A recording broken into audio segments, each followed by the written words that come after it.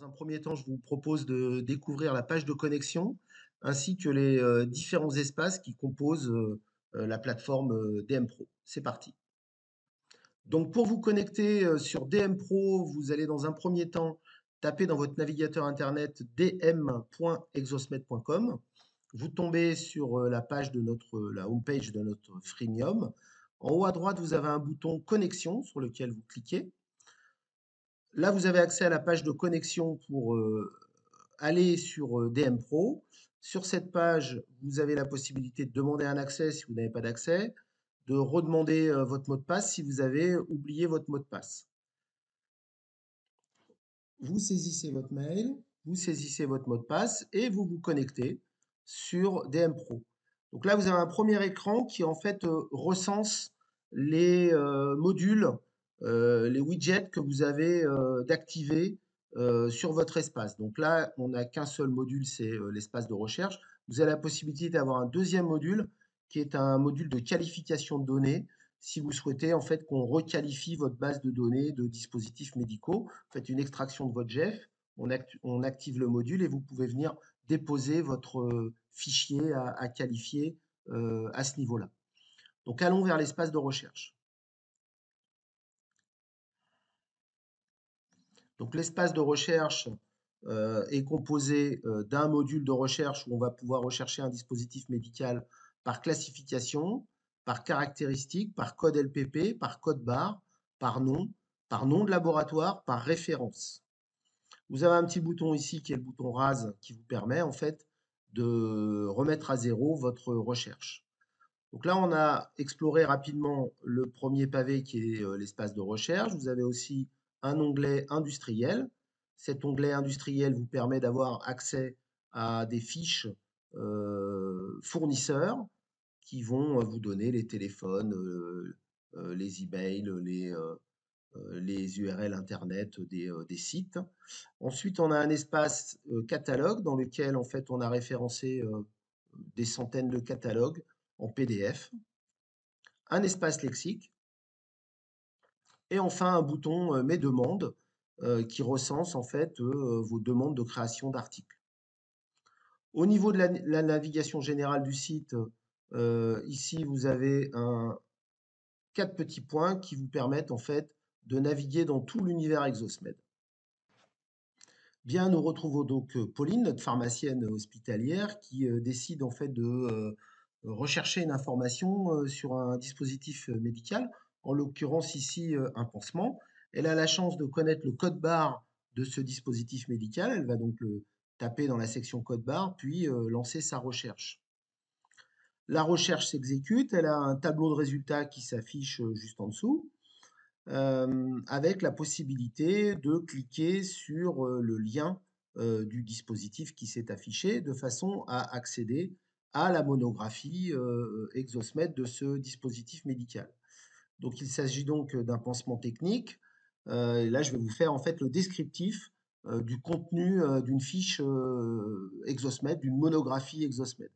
Donc, on a la possibilité d'avoir une photo ici sur le dispositif, un nom, alors c'est pas exactement le nom du fournisseur, c'est le nom du fournisseur amélioré par les opérateurs Exosmed, un code d'interopérabilité qui est l'Exoscode, qui, pour la petite histoire, a la même structure qu'un code HIBC, à part le code de contrôle final, le code UDI, un lien vers la fiche du fournisseur, en l'occurrence vers la fiche Convatec. Ici, les petits pictos. Le premier picto qui indique que ce code a un code LPP.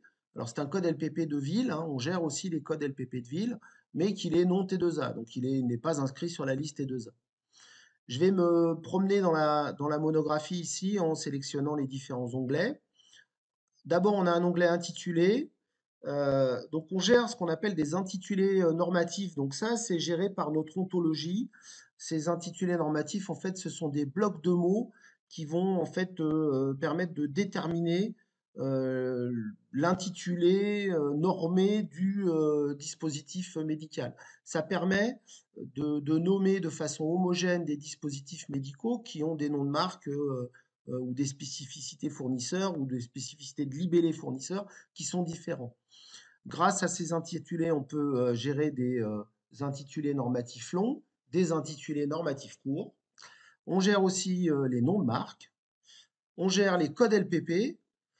Donc, on a une fiche LPP qui est très complète, hein, le code LPP, son libellé, si c'est soumis à une indication médicale, la date de publication, les tarifs de remboursement, donc c'est remboursé, vous voyez, pratiquement 30 euros en ville, les majorations TOM, l'historique du LPP actuel, l'historique de l'ancien LPP, hein, vous savez que tous les LPP ont changé, enfin la quasi-totalité des LPP ont changé, pardon, et donc on est capable de faire le lien entre l'ancien code LPP de ce dispositif médical et son nouveau code LPP.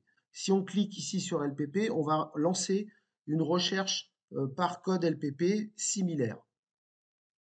On gère des indications structurées. Là, en l'occurrence, ce sont des indications LPPR.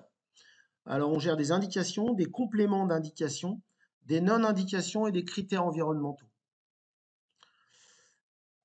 On a d'insérer sur cette fiche différentes classifications. Donc, on a une nomenclature marché Exosmed qui est un peu plus spécifique, plus précise que Cladimed et qui permet en fait de gérer les marchés et les appels d'offres. C'est une nomenclature qui est très utilisée dans le privé. On gère les classifications LPP, les nomenclatures achats, les codes catégories et puis toute l'arborescence Cladimed. On a des caractéristiques, donc voilà un bel exemple de Medonto, hein, pour Medical Device Ontology. Donc c'est un pansement à zone anatomique, non, il est bordé, non, on a une taille, il n'est pas enduit, il n'est pas imprégné, il a une épaisseur extra mince et il n'est pas opaque. Voilà, vous comprenez donc tout l'intérêt de cette structuration fine du dispositif, c'est-à-dire qu'avec ce type de structuration, ben, on pourra rechercher tous les pansements extra minces, tous les pansements de 10, tous les pansements de 15, etc. On gère évidemment la stérilité, le statut réglementaire, donc c'est une classe 3, la traçabilité réglementaire, la présence ou non de latex, la stérilisation à l'oxyde d'éthylène. C'est un dispositif à usage unique et il n'y a pas d'ophtalate. On gère aussi la notion de distributeur et fabricant. Donc ça, c'est très intéressant, notamment pour tout ce qui est produits d'orthopédie, les prothèses de hanche, de genoux, etc. Vous savez qu'il y a énormément de distributeurs. Donc nous, on est capable de lier le distributeur au fabricant. Ça peut être très intéressant, notamment dans le cas d'un appel d'offres. On gère des données logistiques, donc notre exoscode, notre code d'interopérabilité, des codes UDI, des codes ACL, des quantités. Donc là, c'est un pansement hein, avec une quantité minimum d'achat par 10. Il est emballé unitairement. La boîte, on a 10 pansements dans la boîte et le carton, il y a 300 pansements dans un carton. On gère des données de matériaux-vigilance. Donc on a des liens vers l'ANSM où on va rechercher s'il y a déjà eu des déclarations de matériaux-vigilance. Et on a la même chose pour la FDA. Sur la partie droite, donc voilà pour la monographie. Sur la partie droite, on a deux blocs. Un premier bloc, c'est un bloc de lexique. Donc là, c'est un petit lexique qui vous explique ce que c'est qu'un pansement hydrocolloïde, puisqu'en l'occurrence, c'est un pansement hydrocolloïde. Et ici, on a de la documentation qui est reliée au descriptif que je viens de vous faire. Donc pour ce dispositif, on a un lien vers le site du laboratoire. On a une fiche technique, qui là en l'occurrence est une fiche technique au format Euroformat. On a un dossier technique sur ce pansement. On a des catalogues aussi qui sont liés. Donc là, on a le catalogue complet de chez Convatec. On a notamment la brochure pansement. Ce qu'il faut voir ici, c'est au niveau des catalogues, c'est-à-dire ce sont tous les catalogues du fournisseur et pas simplement le catalogue de ce dispositif. Et puis on vient de rajouter dernièrement un onglet supplémentaire qui est l'onglet thématique. Cet onglet thématique permet d'avoir une vision un peu transversale sur un domaine particulier. En l'occurrence, là, on a ajouté un document sur les indications et les recommandations de bon usage qui sont édictées par la HAS. Donc si je reviens à la composition générale de cette fiche, vous avez de la donnée structurée qui est ici représentée. Toute cette donnée structurée est présente évidemment sur le site web, mais aussi présente dans nos API. Ce sont des données qui sont récupérables et intégrables directement dans les outils de gestion hospitalier. Et ensuite, ici, sur la partie droite, eh bien, on a de la documentation qui vient en fait vous donner de l'information, je dirais, un peu plus précise et que la partie de gauche, en fait, qui est plutôt des informations de type structuration, logistique, indication, remboursement. On retrouve donc Pauline, notre pharmacienne, qui cette fois-ci est confrontée à une rupture de stock sur un gant radio-atténuateur et elle va utiliser la base Exosmed pour trouver une alternative à cette rupture de stock. Pour rechercher une équivalence sur son gant radio-atténuateur, Pauline va se rendre dans le moteur de recherche. Elle va saisir la référence du gant qu'elle commande habituellement, puis lancer la recherche. Le gant s'affiche dans le moteur. Elle va donc cliquer sur le nom du gant de façon à afficher la monographie. Elle se rend ensuite dans la rubrique classification. Et dans cette rubrique classification, elle a la possibilité de lancer une recherche d'équivalence par classification Cladimed en sélectionnant le dernier niveau de classification Cladimed. À partir de là, le moteur de recherche fait cette fois-ci une recherche par classification et va donc afficher la totalité des gants qui ont cette classification d'affectés. Ce qui est intéressant ici, c'est qu'on a une liste de laboratoires et donc Pauline va pouvoir contacter ces différents laboratoires de façon à trouver une substitution à son gant. Donc voilà la première méthodologie pour trouver une recherche de substitution à une rupture de stock. On peut un peu affiner cette méthodologie par un deuxième niveau. On va se rendre dans caractéristiques. On va aller chercher l'ontologie des gants. Et en fait, ce qui intéresse Pauline, c'est une rupture de stock, mais sur les gants de taille 8,5. Donc dans l'ontologie, elle va rentrer 8,5. Elle ajoute ce critère de recherche à sa recherche et elle relance la recherche. Et là, en fait, elle va afficher tous les gants radio-atténuateurs de taille 8,5 et donc elle pourra contacter Medline, Atma, Hartmann, Ansel, ont des rayons, etc., de façon à trouver une substitution à sa rupture de stock. Donc, comme vous le savez, depuis peu, les pharmacies hospitalières sont dans l'obligation d'envoyer tous les mois la liste des dispositifs médicaux intra-CHS qu'elle a posés, utilisés dans son établissement. Et donc, on va retrouver Pauline qui, cette fois-ci, a un dispositif médical et elle veut savoir si ce dispositif médical fait partie de la liste des dispositifs intra-GHS. Elle va donc utiliser la base Exosmed pour répondre à cette question. Pour rechercher son dispositif médical, Pauline va taper le nom de celui-ci, il se dénomme emblème. Elle peut aussi affiner sa recherche en tapant la référence du dispositif médical. Elle lance sa recherche dans le tableau de résultats. Elle sélectionne le défibrillateur cardiaque. Elle va ensuite afficher la monographie de son défibrillateur cardiaque. Et là, on a plusieurs informations. Ici, on a le code IUD du dispositif, le petit picto qui indique que ce DM est un DM intra-GHS. Et enfin, dans la classification, tout en bas ici, en rouge, est stipulé que le code intra-GHS de ce dispositif médical est le DAI 005. Donc, grâce à ces informations, Pauline va pouvoir ajouter le code IUD de ce dispositif médical à son fichier et elle est informée que ce DM est un DM intra-GHS. Quatrième cas d'usage que nous allons pouvoir visualiser ici, notre pharmacienne veut savoir si son dispositif médical est T2A. Elle veut connaître les indications T2A de ce dispositif médical et connaître son tarif de remboursement ainsi que son code LPP. Au niveau du moteur de recherche, Pauline va taper la référence de son dispositif médical. Elle lance la recherche. Elle affiche le stent trachéobronchique de la société Novatech, clique sur celui-ci pour afficher la monographie. Donc la monographie s'affiche. Elle va retrouver l'information recherchée au niveau du picto, ici lui indiquant que ce dispositif est bien T2A.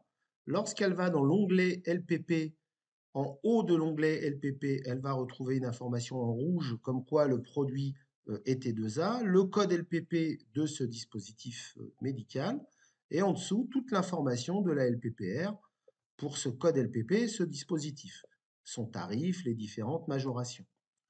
L'historique de ce code LPP, l'historique, enfin l'ancien code LPPR, qui est celui-ci, et l'historique de ce code LPPR, et notamment l'historique tarifaire de cet ancien code LPP. Dans l'onglet indications, elle va pouvoir vérifier les indications de pose de son dispositif médical. Là, ce sont les indications autorisées par la LPPR sont les affections trachéobronchiques. Sur la partie droite, ici, de la fiche, elle va avoir tout un tas d'informations disponibles, la fiche technique, les documents, une fiche de bon usage, un document de certification, le site, un lien vers le site du laboratoire, etc. Une autre fonctionnalité intéressante est la suivante, c'est de se rendre dans l'onglet LPP et de cliquer ici sur le code LPP de ce dispositif. Ça permet de lancer la recherche sur tous les dispositifs médicaux qui ont le code LPPR 818 31 06. Donc ça, c'est très intéressant pour rechercher des substitutions de dispositifs médicaux, donc plus avec des codes LPP inscrits en générique plutôt qu'en nom de marque, bien évidemment. Donc voilà, pour terminer cette présentation, je vais vous parler des autres fonctionnalités en fait de la plateforme. Donc là, on a vu pas mal de fonctionnalités de recherche, mais il faut savoir aussi que la plateforme vous permet de gérer vos catalogues favoris, vous permet de télécharger de la donnée dans Excel.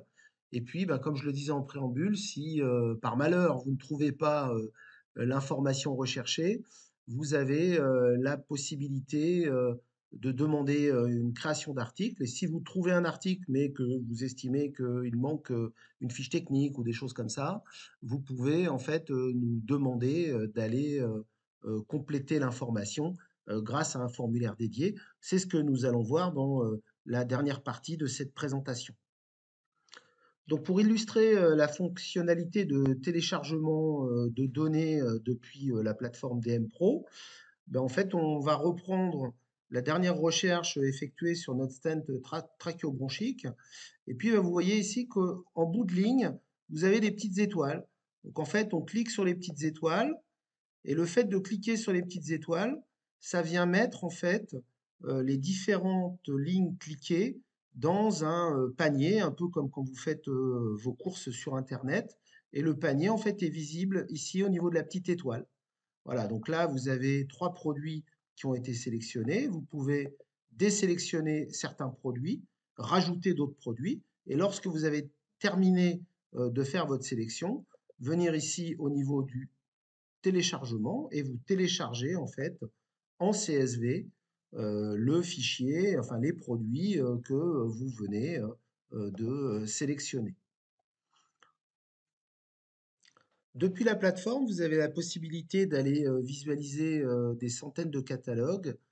Donc en cliquant sur l'onglet catalogue, vous avez ici plusieurs centaines de catalogues qui sont disponibles. On va monter en charge sur cette section-là sur les 2-3 prochains mois. On va ajouter énormément de catalogues, c'est inscrit sur notre plan de charge, donc cette partie sera de plus en plus étoffée. Vous avez donc la possibilité d'aller trier les catalogues par fournisseur, Et puis ici, en bout de ligne, vous avez une petite étoile. Donc c'est un petit peu comme ce qu'on vient de voir précédemment pour le téléchargement de produits. Vous avez la possibilité de venir sélectionner ici certains catalogues, le fait ou désélectionner certains catalogues. Le fait de cliquer sur la petite étoile, ça va vous ajouter ces catalogues sélectionnés dans vos catalogues favoris. Voici la liste des catalogues favoris qui sont en fait votre bibliothèque virtuelle des catalogues que vous utilisez le plus fréquemment. Pour revenir à la liste des catalogues, vous cliquez ici sur tous les catalogues. Voilà, pour terminer cette présentation, je vais vous faire voir comment demander de l'information complémentaire auprès d'Exosmed. Donc, comme je vous l'ai dit, hein, la base comporte plus de 2 millions de dispositifs médicaux. Néanmoins, vous pouvez nous demander de l'information complémentaire sur un dispositif médical ou nous demander la création d'articles. Donc, si on va dans l'onglet Rechercher, je vais faire une recherche par classification. Donc, je cherche par exemple ce type de dispositif médical. Je lance ma recherche. Voilà. J'affiche ce produit. Et sur ce produit, je me rends compte qu'ici, je n'ai pas de fiche technique. Donc, vous avez la possibilité de nous demander d'aller vous chercher la fiche technique auprès du fournisseur. Donc là, j'ai cliqué sur demande d'informations complémentaires. Vous avez un formulaire qui se remplit automatiquement. Ce formulaire contient votre nom, votre prénom, votre mail, le nom commercial, le nom de l'industriel, la référence, l'exoscode. Et puis ici, bah, vous sélectionnez le type de demande. Donc là, en l'occurrence, vous souhaitez avoir une fiche technique complémentaire. Donc on va sélectionner fiche technique. Vous auriez pu sélectionner catalogue, nous poster un autre message ou nous demander d'enrichir les données de la monographie. À partir de là, vous faites envoyer. Et là, automatiquement, un mail part chez nous, chez Exosmed, et l'un de nos opérateurs va traiter en priorité de votre demande. Il faut savoir qu'on est très réactif sur ce type de demande, et vous recevez aussi d'ailleurs une copie du mail que vous venez d'envoyer. Donc là, c'est plutôt pour une demande de complément d'information.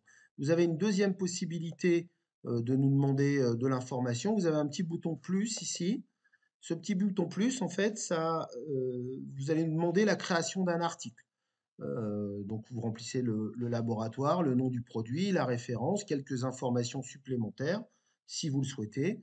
Et puis, bah, vous cliquez sur Créer. Et de la même façon, eh bien, en fait, on va recevoir une demande de création d'article. On va aller interroger le fournisseur de façon à mettre à disposition l'information que vous avez demandée.